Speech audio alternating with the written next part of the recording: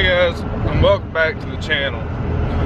So, I think I'm gonna start calling these little segments when we're riding around in the truck talks, because that's what I'm doing. I'm riding around in the truck, talking to you guys, going to wherever I'm going. So, I'm currently on my way into Oxford to pick up a few things, and I realize that there's so many people freaking out about these viruses in the wrong kind of way. They're buying the wrong things. Now, in no way am I a professional prepper or anything like that, but I have been kind of dabbling in it since, well, heck, I was little. Always kind of had, you know, like the survival movies and stuff like that, so I got into the stuff. I always carry a bug out bag in my pickup and stuff like that. And generally I'm that person you see that every time I go to the grocery store or whatever, if they have those freeze-dried camp meals, I buy like 2. Just always make sure I have plenty. They're good for like 20 years. And like I said, I'm no professional. I understand the bottled water, canned goods, dried goods like beans and rice and stuff like that. The toilet paper doesn't really make any sense. You know, this isn't an end of the world type situation yet, but the more people overreact, keep shutting stuff down, the more it will become that way. And I'm saying all that to say that it's funny to me how people used to kind of make fun of the prepping community for buying in bulk and, you know, storing things and stuff like that. And then you have one virus phenomenon, and all of a sudden everybody's buying in bulk. Everybody's, you know, hey, I may not need it now, I might need it later. Same thing, they made fun of us when we, you know, were stockpiling ammunition. Well, if you say you're not going to make it anymore and I have a firearm that shoots it, I need that ammo, I'm going to buy as much of it as I can while I can. Now, I say all of this not trying to be funny or anything like that. It's a serious time. At any point in time when the U.S. government starts stepping in, shutting stuff down, shutting towns down, telling people they can't go to work, calling in the National Guards into certain states, or certain states calling in their National Guard, stuff's getting real. And I ain't saying y'all freak out or anything like that, because the best thing you can do is actually stay calm. You know, about your day-to-day life, if you start feeling sick, stay at home, you know, wash your hands and act right like we should have been doing all the time, and we'll be okay. But you can't stop life because of a virus. It doesn't work that way. You can't just up and halt an entire country because of a virus. Because it don't matter, rain, snow, sleet, shine, virus, freaking volcanic eruptions, I gotta go to work. Because the shipping industry, probably the biggest company in the world shipping stuff, especially across America, I'm contracted to. I work inside of a Walmart distribution center, working on their hydrogen fuel cells through our company, Plug Power. So y'all keep buying toilet paper, meaning that I have to keep going to work so that their forklifts can load the trucks to get the product back on the shelves to you guys. And y'all might be thinking, oh, we're not harming anybody by buying all this toilet paper and stuff like that.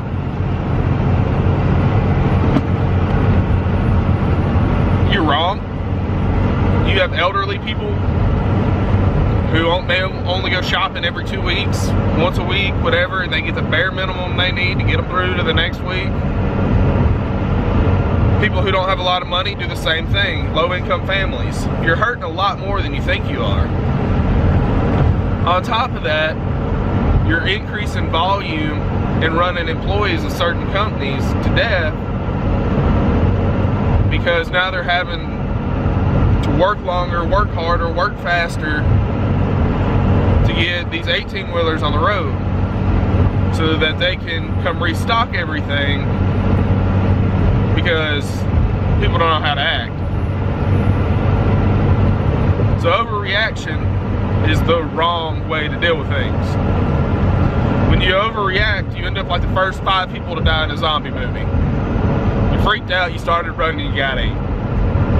Instead of staying calm, coming up with a plan, you know, if stuff gets worse, you know what you're gonna do, kind of thing.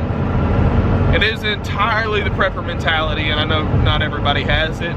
There are 100 videos on YouTube that will explain how to be a prepper, because there is a lot of us, whether you're a small-time prepper like I am. I'm more prepped for if I get stuck somewhere and I can't make it home for a day or 2. I get stuck in my house for a day or 2. Like, I'm not talking end of the world zombie apocalypse prepping, but I'm still talking about prepping. Whether, you know, you do it more just for fun, kind of a hobby, you take it super serious and you own one of those bunkers or whatever, it's still prepping.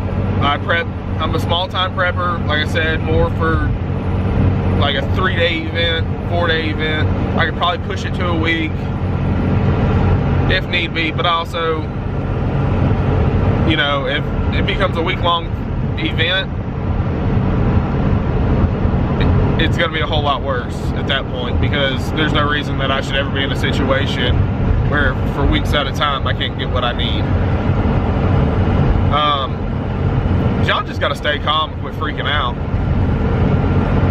Wash your hands, stay away from people whose immune systems are compromised. If you feel bad, if you're sick, whatever, you know, make sure that you're not going, if you're sick, stay at home. I know that not everybody has that option, but if there's any way that you can, just stay at home. Don't take your kids to, you know, go play in the things at McDonald's and stuff like that. I know they're out of school for a while, and now there's apparently a new version of the bird flu popping up in China, so we might be at this a little longer than we think. Just saying, guys, y'all gotta be prepared for the fact that this might last just a little bit longer than you think it will.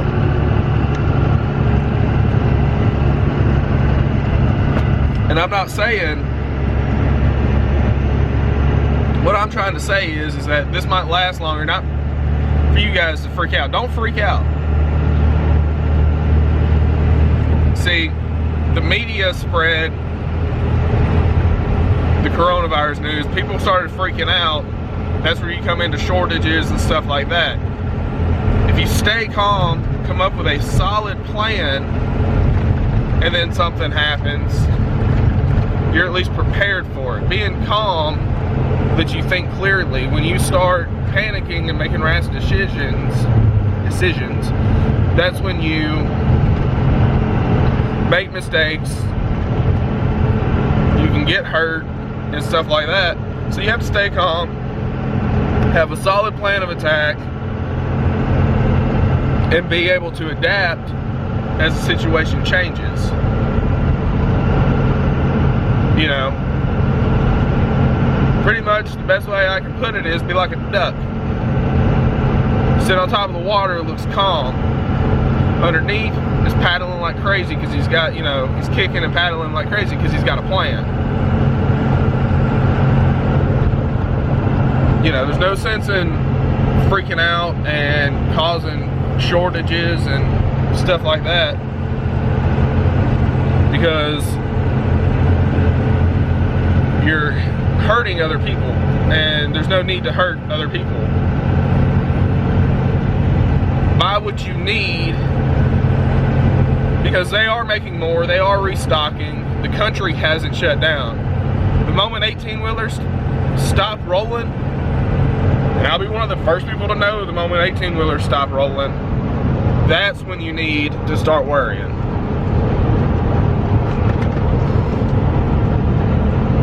Because this country runs off the backs of truckers. That's how 99% of our freight gets to where it needs to go.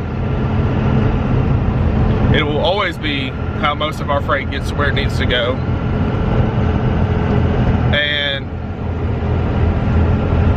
the moment they stop rolling is a moment, I wouldn't start panicking, but you better hope that you're prepared for what's to come next. Now, I don't believe that's gonna happen. You know, there are a whole lot of people way smarter than me figuring this out, figuring out how to beat the virus, preparing for if this bird flu in China is real, they're gonna be preparing for that. So, y'all stay calm, don't overreact, but come up with a game plan of what you're gonna do, you know. Try to keep enough non-perishable items for, I would say, up to a week on hand. You know, enough bottled water for a week, enough food for a week, enough, like bread's gonna spoil, milk's gonna spoil, eggs will spoil. You need food and stuff that's not gonna spoil within a week. If you lose power for a week, you should be able to survive, I'm gonna say comfortably, for that week.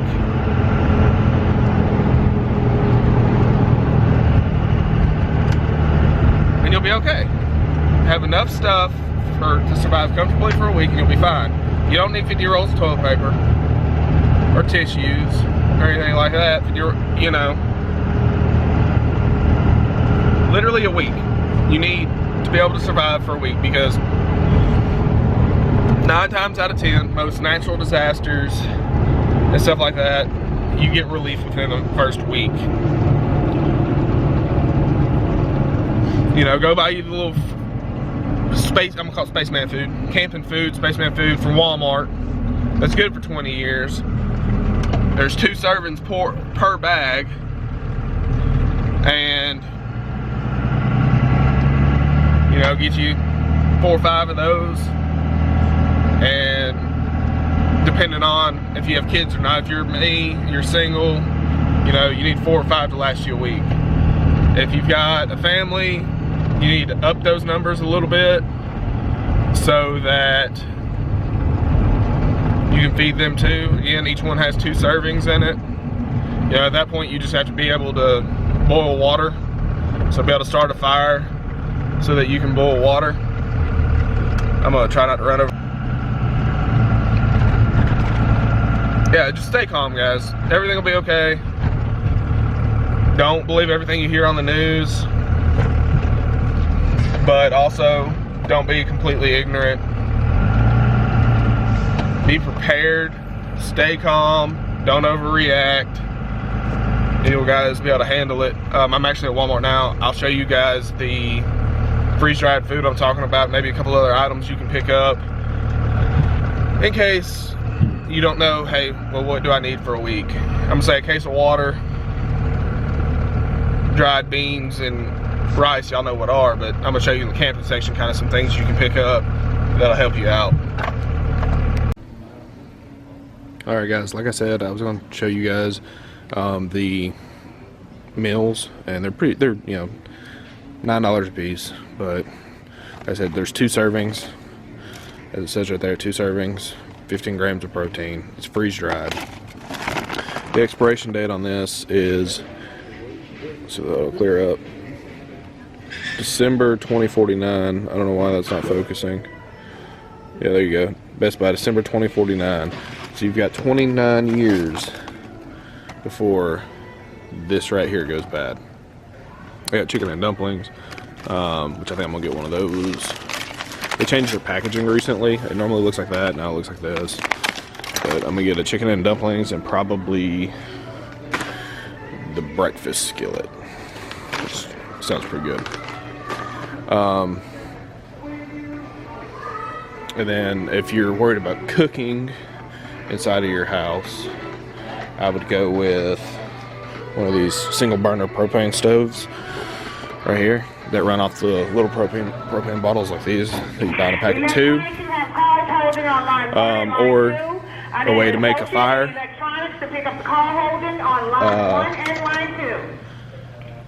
Yeah, and that's going to be about probably the 2 things I would pick up if I was worried about cooking, eating. The rest of the survival stuff, if y'all want to see more on that, y'all let me know. I want to thank you guys for watching. Y'all remember to like and subscribe. Check out my last video. Also make sure you have flashlights and stuff like that. Just enough to get you through. You don't need a whole bunch of stuff. But like I said, I don't thank y'all for watching. Y'all remember to like and subscribe. I'll see y'all next time. Y'all stay frosty.